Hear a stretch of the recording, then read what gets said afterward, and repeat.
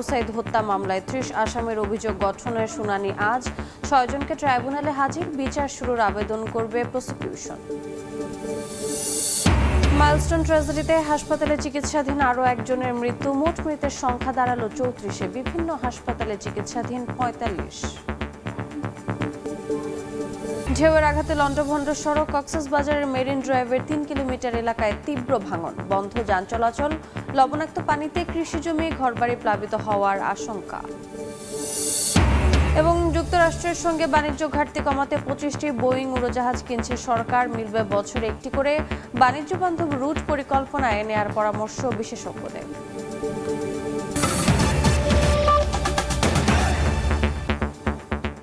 সময় সংবাদের সঙ্গে আছি আমি রোজা চৌধুরী। এই মুহূর্তে আন্তর্জাতিক অপরাধ ট্রাইব্যুনালে আছেন সহকর্মী আফজাল হোসেন, সরাসরি যাচ্ছি তার কাছে। আফজাল,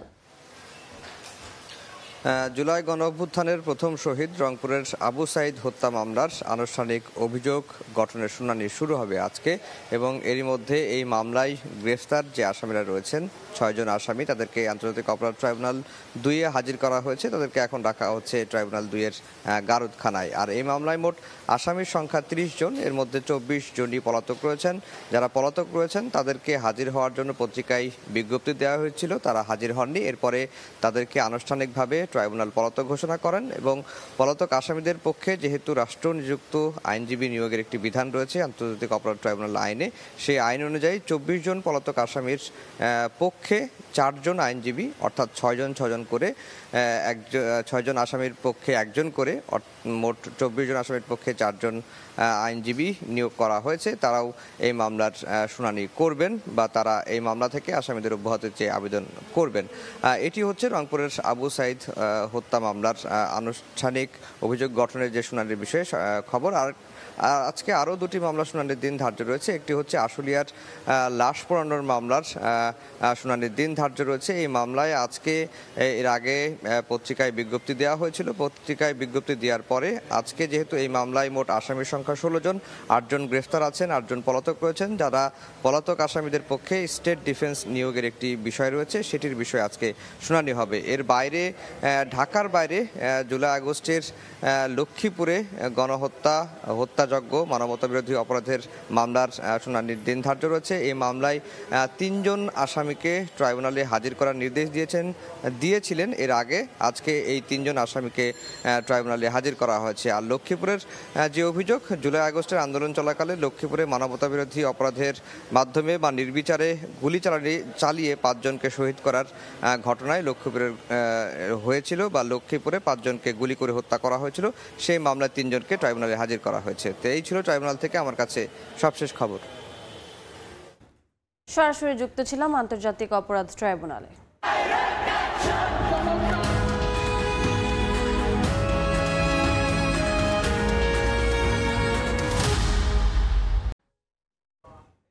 গত বছরের 28 জুলাই আন্দোলন ঘিরে সহিংসতায় 147 মৃত্যুর তথ্য দেন তৎকালীন স্বরাষ্ট্রমন্ত্রী আসাদুজ্জামান খান কামাল। যদিও গণমাধ্যমের হিসাবে এই সংখ্যা ছিল 2 শতাধিক। এদিন ডিবি কার্যালয় থেকে জোর করে আদায় করা ভিডিও বার্তায় ছাত্র আন্দোলনের সব ধরনের কর্মসূচি প্রত্যাহারের ঘোষণা দিতে বাধ্য করা হয় নাহিদ ইসলামকে। সমন্বয়কদের কাছ থেকে জোর করে আন্দোলন প্রত্যাহারের বিবৃতি আদায় করা হয়েছে বলে অভিযোগ তুলে পরদিন সারা দেশে বিক্ষোভ কর্মসূচি ঘোষণা করেন মুক্ত থাকা কয়েকজন সমন্বয়ক। জুলাইয়ের অন্যতম গুরুত্বপূর্ণ এই দিনে ঘটে যাওয়া ঘটনার বিস্তারিত থাকছে মায়মুনা হায়দার চৌধুরীর প্রতিবেদনে।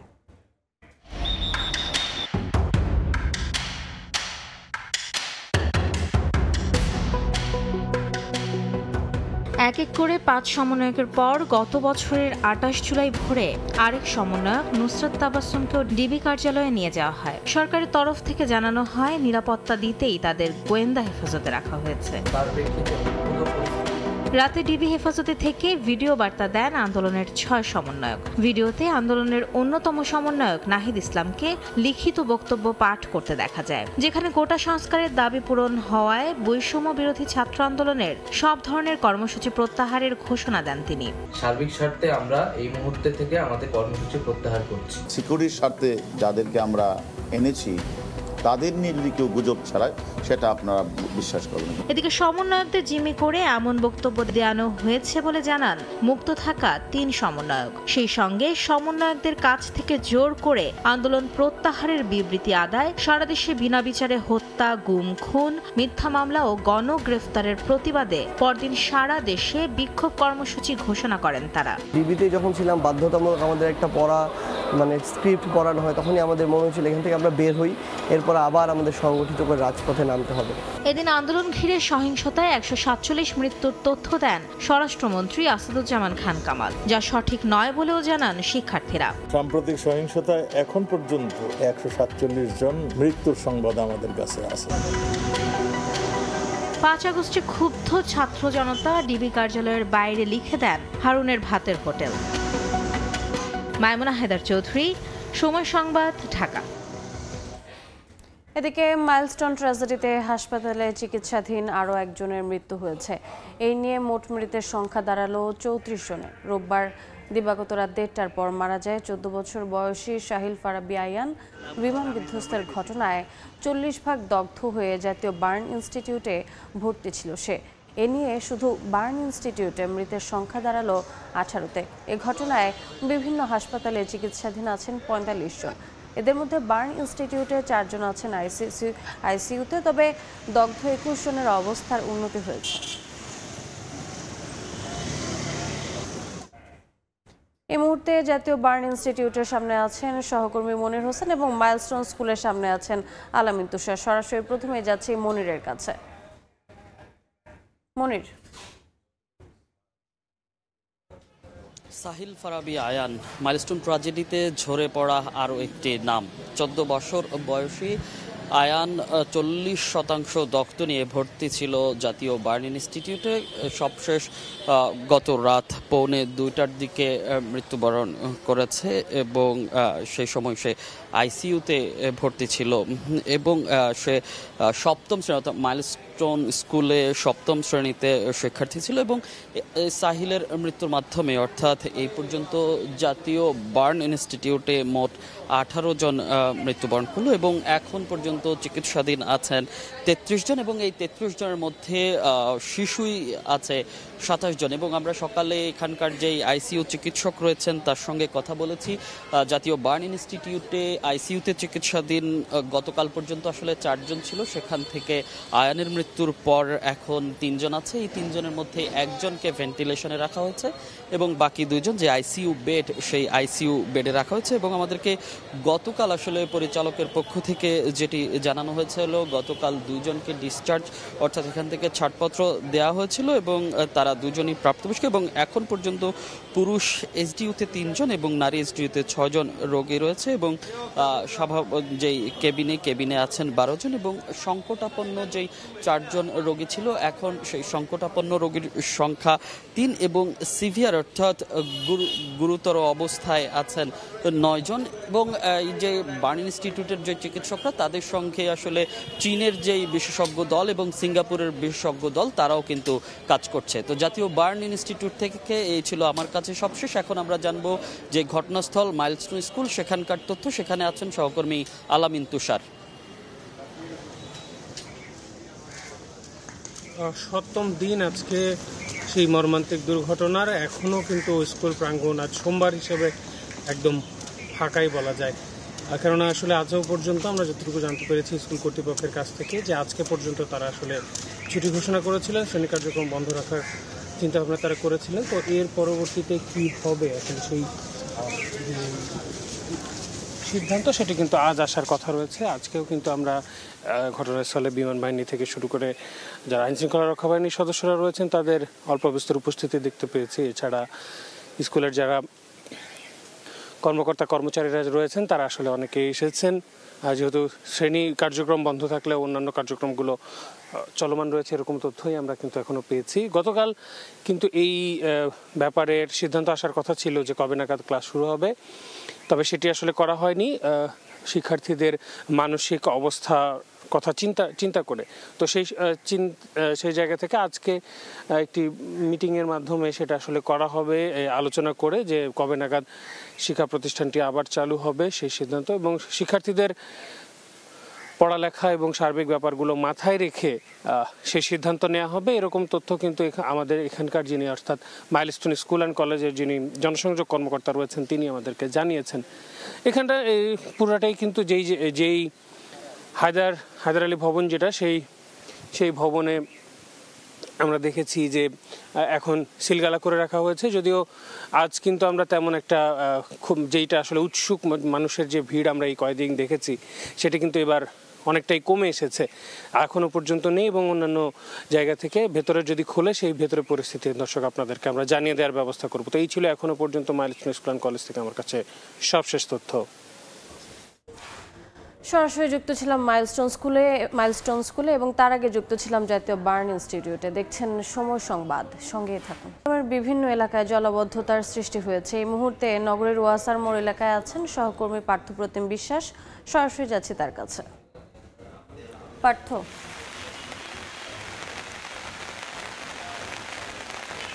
মুষলধারে বর্ষণের কারণে বন্দরনগরী চট্টগ্রামের বিভিন্ন সড়কে কিন্তু জলাবদ্ধতা সৃষ্টি হয়েছে আজকে সকাল থেকেই আমরা দেখছি, এবং গত 1 ঘন্টা ধরে মুষলধারে বর্ষণ হচ্ছে বন্দরনগরীতে, এবং সেই কারণেই কিন্তু নগরীর বিভিন্ন প্রধান সড়ক থেকে শুরু করে অলিগলিতে কিন্তু জলাবদ্ধতা সৃষ্টি হয়েছে। আমরা এখন আছি নগরীর ওয়াসার মোড় এলাকায়। আপনারা দেখতে পাচ্ছেন এই ওয়াসার মোড় এলাকায় হাঁটু থেকে কোমর সমান পানি। শুধু এই ওয়াসার মোড় নগরীর মেহেদিবাগ, জিএসির মোড়, বদ্দারহাট থেকে শুরু করে বিভিন্ন জায়গায় কিন্তু আজকে জলাবদ্ধতা সৃষ্টি হয়েছে। এর কারণ হচ্ছে আজকে যে বৃষ্টি হচ্ছে সেটি মুষলধারে বর্ষণের কারণে পানি দ্রুত নেমে যেতে পারছে না, সেই কারণে কিন্তু এই জলাবদ্ধতা হচ্ছে। তবে আসার যে বিষয়টি সেটি হচ্ছে বৃষ্টি থামার পরপরই আমরা দেখছি যেসব জায়গায় জলাবদ্ধতা সৃষ্টি হচ্ছে সেই সব জায়গা থেকে কিন্তু পানি অনেকটা দ্রুত নেমে যাচ্ছে। তবে বৃষ্টি যদি না কমে সেক্ষেত্রে হয়তো পানিও জমে থাকছে, সেমনটিও কিন্তু আমরা দেখছি।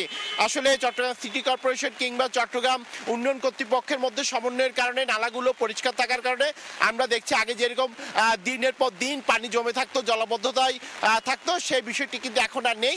মুষলধারে যখন বর্ষণ হয় তখনই কিন্তু নগরীর বিভিন্ন প্রধান থেকে সড়ক থেকে শুরু করে অলিগলিতে কিন্তু আমরা দেখছি জলাবদ্ধতা সৃষ্টি হচ্ছে। তবে যেসব জায়গায় জলাবদ্ধতা হচ্ছে সেসব জায়গায় আমরা দেখছি নালা নর্দমাগুলো ময়লা আবর্জনায় পরিপূর্ণ থাকার কারণে কিন্তু এইসব জলাবদ্ধতা হচ্ছে। তো আজকে যে জলাবদ্ধতা হচ্ছে সেই কারণে সাধারণ নগরবাসী যারা রয়েছে, বিশেষ করে পরীক্ষার্থী যারা রয়েছে, যারা চাকরিজীবী রয়েছে, তাদেরকে চরম ভোগান্তিতে পড়তে হয়েছে। তো এই ছিল আমার কাছে এখনো পর্যন্ত নগরীর ওয়াসার মোড় এলাকা থেকে এখানকার সর্বশেষ খবর। সরাসরি যুক্ত ছিলাম চট্টগ্রামে। সংবাদ, কক্সবাজার টেকনাফ মেরিন ড্রাইভের প্রায় 3 কিলোমিটার অংশে তীব্র ভাঙন দেখা দিয়েছে। সাগরের জোয়ারের ঢেউয়ের আঘাতে লন্ডভন্ড সড়কটির অন্তত 10টি স্থান। ঝুঁকির কারণে আপাতত ওই অংশে বন্ধ রয়েছে যান চলাচল। আর লবণাক্ত পানিতে কৃষি জমি ও ঘরবাড়ি প্লাবিত হওয়ার আশঙ্কায় স্থানীয়রা। প্রাথমিকভাবে জিও ব্যাগ দিয়ে রক্ষার চেষ্টা চালালেও স্থায়ী সমাধানের দাবি স্থানীয়দের।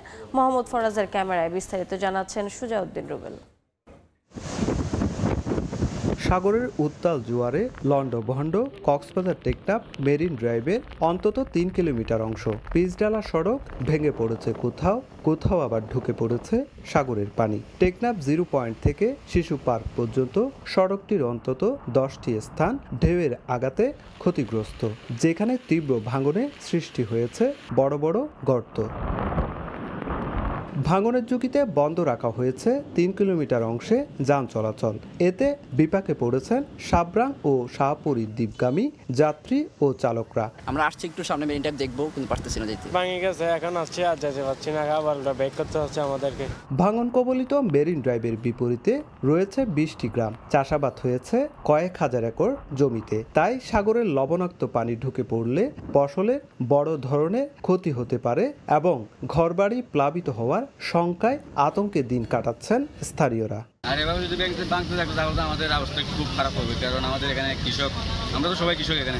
প্রাথমিকভাবে ভাঙন রোধে কাজ করছে সেনাবাহিনীর 34 engineering construction brigade. Geo bag ফেলে ক্ষতিগ্রস্ত অংশ রক্ষা করার চেষ্টা চলছে। এটা যুগোপযোগী করার জন্য এখানে কংক্রিট থেকে শুরু করে আরো উন্নত কাজ করতে হবে।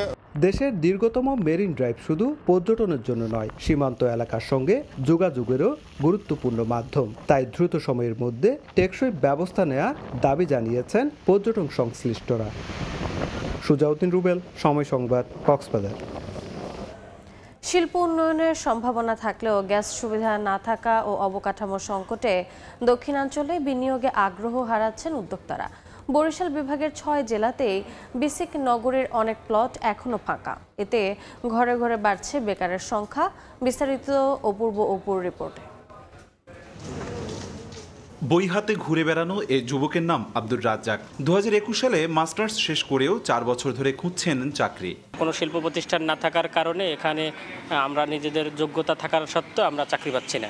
রাজ্জাকের মতো হাজারো যুবক চাকরির সন্ধানে বরিশাল ছেড়ে যাচ্ছেন রাজধানী ঢাকা বা চট্টগ্রামে। সামর্থ্য থাকলে অনেকে যাচ্ছেন বিদেশে। বিভাগীয় শহর বরিশালে চাকরির বাজার অন্য বিভাগীয় শহরের তুলনায় খুবই সীমিত। বরিশালে এমন কোনো ওয়ার্কিং প্লেস নাই যেখানে আসলে সাধারণ স্টুডেন্টরা পড়াশোনার পাশাপাশি কোনো একটা চাকরি করবে। বরিশালে যদি গ্যাসের সুব্যবস্থা থাকতো তাহলে বরিশালে বিভিন্ন ধরনের শিল্প কারখানা এবং বিনিয়োগের জন্য অনেক প্রতিষ্ঠান বরিশালে আসতো। পদ্মা সেতু চালুর পর শিল্প উন্নয়নের যে সম্ভাবনা বরিশাল বিভাগ জুড়ে তা ফিকে হয়ে আছে বলছেন ব্যবসায়ীরা। পাইপলাইনে গ্যাস সুবিধা না থাকা ও অবকাঠামো সংকটে বিনিয়োগে আগ্রহ হারাচ্ছেন উদ্যোক্তারা। লাকড়ি এবং সিলিন্ডার গ্যাস ইউজ করছি, যেটা আসলে প্রোডাকশন কস্ট বেশি। গ্যাস হইলে আমাদের প্রোডাকশন কস্ট কমতো, কর্মসংস্থান বাড়ানো যেত। যত দ্রুত সম্ভব বরিশালে গ্যাস আসুক। বরিশালে যদি গ্যাস আসে বরিশাল শিল্পনগরীর চেহারা পরিবর্তন হয়ে যাবে। পায়রা তাপবিদ্যুৎ কেন্দ্র, সমুদ্র সৈকত কুয়াকাটাকে ঘিরে পটুয়াখালীতে শিল্প উন্নয়নের হাতছানি থাকলেও খোদ বিসিক নগরীতেই প্লট খালি। 102টি প্লটে মাত্র 43টি শিল্প প্রতিষ্ঠান চালু রয়েছে। গ্যাস লাইন না থাকায় গড়ে উঠছে না শিল্প কারখানা। ভোলার গ্যাস পাইপলাইনে সরবরাহের দাবি উদ্যোক্তাদের। গ্যাস লাইন আমরা পাইতাম, গ্যাসের মাধ্যমে আমরা উৎপাদনে আমাদের খরচ অনেক কম হইতো, কোম্পানি অনেক লাভবান হতো। ব্যবসা বাণিজ্য এবং নানা রকম ক্ষুদ্র শিল্পের প্রসারের কারণে একসময় দ্বিতীয় কলকাতা বলা হতো ঝালকাঠিকে। কিন্তু স্বাধীনতার পর থেকে আস্তে আস্তে ঝিমিয়ে পড়ে ব্যবসা বাণিজ্য। ছোট ছোট শিল্পগুলো বড় তো দূরে থাক, গড়ে ওঠেনি মাঝারি শিল্প। প্লটগুলোতে শিল্প ইউনিট স্থাপিত হলে ব্যাপক লোকের কর্মসংস্থান হবে বলে আমরা আশা করছি। বাংলাদেশ পরিসংখ্যান ব্যুরোর তথ্য মতে বরিশাল বিভাগের 6 জেলায় 1.5 লাখেরও বেশি বেকার রয়েছে, আর প্রত্যেক জেলায় বিসিকে রয়েছে ফাঁকা প্লট। অপূর্ব, সময় সংবাদ, বরিশাল। দেখছেন সময় সংবাদ। এবারে খেলার খবর। বাংলাদেশের টানা সিরিজ জয় এশিয়া কাপে সাহস যোগাবে দলকে। তবে পাকিস্তানের বিপক্ষে শেষ ম্যাচের একাদশে পরীক্ষা নিরীক্ষা করা উচিত হয়নি বলে মনে করেন সাবেক নির্বাচক মিনহাজুল আবেদিন নান্নু। সিরিজ যেটা এটা টিমের জন্য সামনের সিরিজটা ভালো খেলার জন্য যথেষ্ট সাহস যোগায়। তো ওটা এখানে অনেকগুলি প্লেয়ারকেও শেষ ম্যাচে দেখা হয়েছে।